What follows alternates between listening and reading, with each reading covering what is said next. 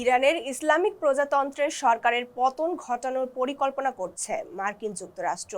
বার্তা সংস্থা রয়টার্সের এক প্রতিবেদনে এই তথ্য জানানো হয়েছে।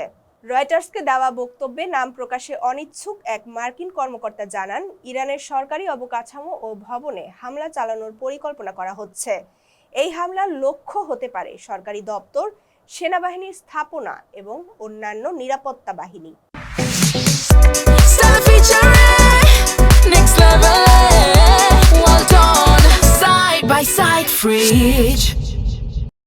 ওই কর্মকর্তা আরও জানান, গতকাল বৃহস্পতিবার মধ্যপ্রাচ্যে আরও একটি মিসাইল ধ্বংসকারী যুদ্ধ জাহাজ পাঠিয়েছে যুক্তরাষ্ট্র।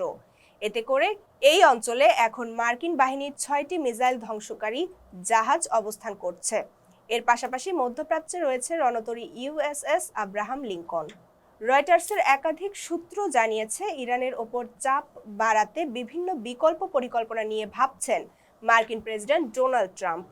এই পরিকল্পনার মূল লক্ষ্য ইরানের সেনাবাহিনী ও সরকারি ভবনে হামলা চালিয়ে এমন পরিস্থিতি তৈরি করা যেখানে ইসলামিক সরকারের পতন ঘটে যেতে পারে।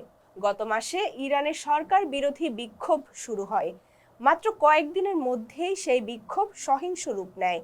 ওই সময় হাজার হাজার বিক্ষোভকারী নিহত হন বলে দাবি করা হয়। সূত্র বলছে, সেই বিক্ষোভকারীদের সহায়তার অজুহাতেই যুক্তরাষ্ট্র এখন ইরানের সরকার পতনের পরিকল্পনা করছে। রয়টার্সকে জানানো হয়েছে, যেসব অবকাঠামো ব্যবহার করে বিক্ষোভ দমন করা হয়েছে সেগুলোকে হামলার লক্ষ্য বানানোর কথাও ভাবা হচ্ছে।